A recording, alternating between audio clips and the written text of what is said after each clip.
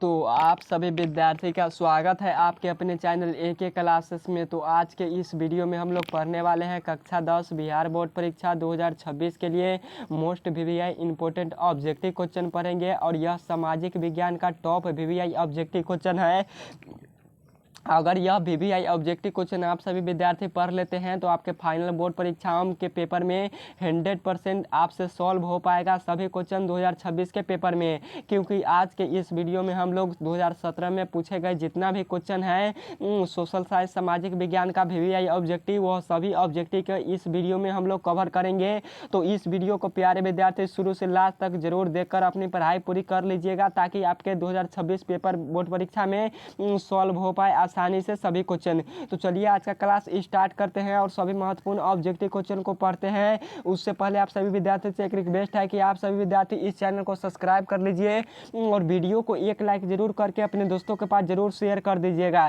तो चलिए हम लोग फटाफट सभी ऑब्जेक्टिव क्वेश्चन को पढ़ लेते हैं। तो फर्स्ट नंबर क्वेश्चन में आपसे पूछा गया है कि रूस में कृषक दास प्रथा का अंत कब हुआ। तो रूस में कृषक दास प्रथा का अंत कब हुआ था, तो 1861 ईस्वी में हुआ था। राइट आंसर आपका ए वाला हो जाएगा 1 का। आप लोग जरूर याद रखिएगा, यह क्वेश्चन डायरेक्ट पूछता है बोर्ड परीक्षा में। अगला नंबर क्वेश्चन है 2 नंबर की लंदन में प्राथमिक, थोड़ा सा गला फंस रहा है, खाना खा के आए हैं इसलिए। तो लंदन में अनिवार्य प्राथमिक शिक्षा कब लागू हुई। तो लंदन में अनिवार्य प्राथमिक शिक्षा कब लागू हुआ था, तो 1870 ईस्वी में लागू हुआ था। ये भी क्वेश्चन VVI इंपॉर्टेंट है। राइट आंसर 2 का डी होगा।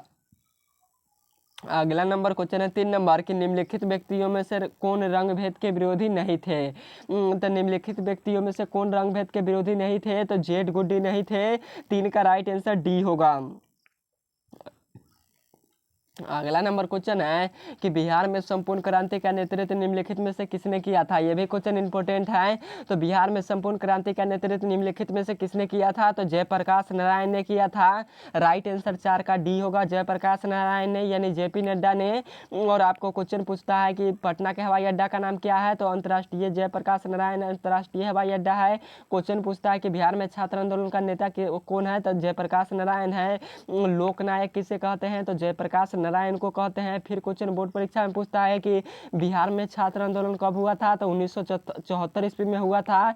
और बिहार में छात्र आंदोलन किसके नेतृत्व में हुआ था 1974 ईस्वी में, तो जयप्रकाश नारायण के नेतृत्व में हुआ था। तो क्वेश्चन कहूँ से पूछे, किसी भी प्रकार से पूछे, कैसहुँ पूछे, घुमा कर पूछे, टेढ़ा मेढ़ा करके, आपको कंफ्यूज मत होना है और क्वेश्चन बना लेना है अच्छे तरीके से।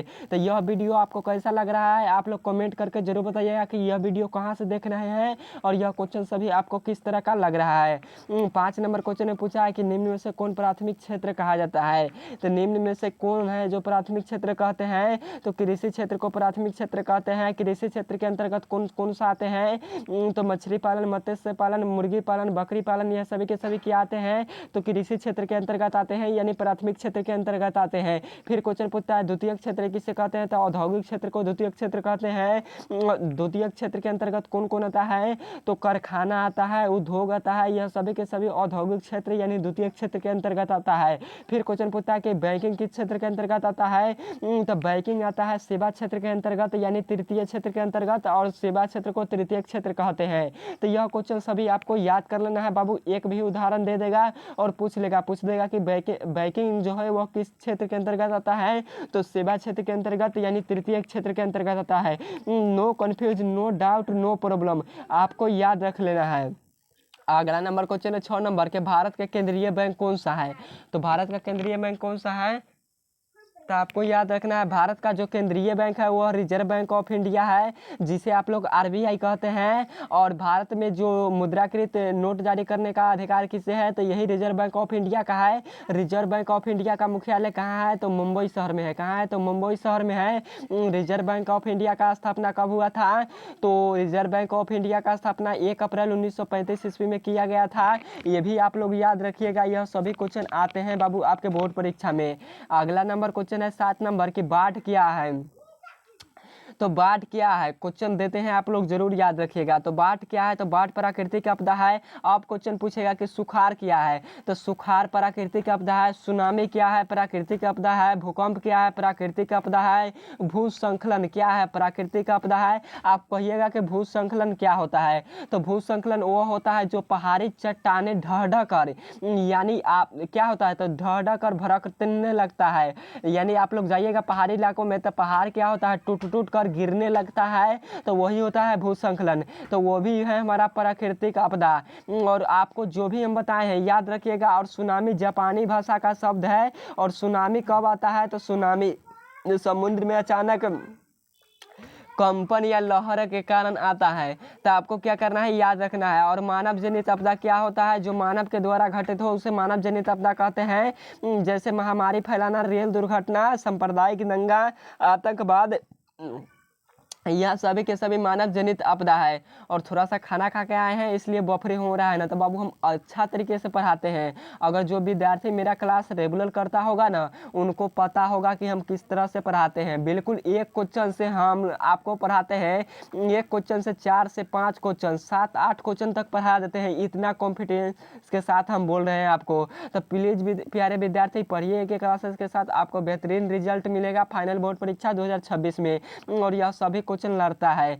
8 नंबर क्वेश्चन में पूछा है कि बाढ़ से सबसे अधिक हानि होती है, तो बाढ़ से सबसे अधिक हानि किसकी किसकी होती है, वही क्वेश्चन पूछा है। तो बाढ़ से सबसे अधिक फसलों की हानि होती है, भवनों की भी हानि होती है, पशुओं की भी हानि होती है। इनमें से सभी होता है। 8 का राइट आंसर डी होगा, यह सभी होता है। और आपको याद रखना है, यह 2 नंबर में भी पूछता है, यानी 2 नंबर या क्वेश्चन सब्जेक्टिव में भी पूछता है कि बाढ़ से होने वाली हानियों को लिखे। बाढ़ से होने वाली हानियों से आप क्या समझते हैं, बाढ़ से होने वाली हानि को कौन कौन प्रभावित करता है उसको नाम बताए। तो क्वेश्चन किसी भी प्रकार से पूछ सकता है। तो आप लोग लिखिएगा, बाढ़ एक प्रकार का प्राकृतिक आपदा है। बाढ़ से निम्न प्रकार यानी निम्नलिखित प्रकार के हानि होते हैं, बहुत सारा हानि होते हैं। पहला, फसलों की बर्बादी, महामारी फैलाना, भवनों की गिर जाना, पशु पक्षियों की बाढ़ के कारण मृत्यु हो जाता है। और पर्यावरण क्या होता है, तो पर्यावरण पर भी प्रभाव पड़ता है बाढ़ का। पेड़ पौधे क्या होते हैं, तो सूख जाते हैं, झड़ जाते हैं, गिर जाते हैं। और अनेक बीमारियों का, हानिकारक बीमारियों का प्रकोप बढ़ जाता है। किसके कारण, तो बाढ़ के कारण। तो प्यारे प्यारे विद्यार्थी आप ही लोग बताइए, क्या सब्जेक्टिव क्वेश्चन पूछेगा तो आपसे बनेगा कि नहीं? बिल्कुल बनेगा। हम आपको एकदम जुबान पर पढ़ा देंगे इस तरह से कि आपके सब्जेक्टिव क्वेश्चन को भी आप लोग कवर कर पाइएगा। तो ओके बाय। और आज का क्लास में लगभग इतना ही क्वेश्चन था। और नेक्स्ट वीडियो में हम लोग पढ़ेंगे 2018 में पूछे गए प्रश्न। तो आज का क्लास यह कैसा लगा, लगभग 8 से 10 क्वेश्चन था इस वीडियो में। अगर यह 200 क्वेश्चन आप लोग कर लेते हैं तो 2 से 3 क्वेश्चन डायरेक्ट आपके फाइनल बोर्ड परीक्षा में पूछ लेगा। 2 से 3, वैसे तो हम 10 क्वेश्चन नहीं पढ़ाए हैं आपको, 20 से 25 क्वेश्चन बताए हैं रिवाइज करा कर। जो विद्यार्थी अच्छे तरीके से पढ़ेगा उसी से ना क्वेश्चन बोर्ड परीक्षा में बनेगा। तो ओके बाय, फिर मिलते हैं नेक्स्ट वीडियो में। किसी प्रकार का डाउट हो तो कमेंट जरूर कीजिएगा। और एक कमेंट तो होना ही होना है, ताकि आप लोग कहाँ से वीडियो देख रहे हैं, हमारा आवाज़ कहाँ तक पहुँच रहा है, हमारा विद्यार्थी कहाँ तक है, हमें पता चल पाए। तो कमेंट जरूर कर दीजिएगा। और नेक्स्ट वीडियो में हम लोग पढ़ेंगे 2018 में पूछे गए प्रश्न, जो कि 40 ऑब्जेक्टिव क्वेश्चन पूछा जाता था 2018 के पेपर में। और बिल्कुल अच्छे तरीके से पढ़ेंगे, बिल्कुल एकदम नॉर्मल तरीके से, ताकि आपको समझ में आ जाए, बिल्कुल आपको अलग से याद ना करना पड़े और क्लासे में आपको याद हो जाए एक बार देखने से ही। तो ओके बाय, फिर मिलेंगे नेक्स्ट वीडियो में। लाइक, सब्सक्राइब और क्या कीजिए, कमेंट। बाय।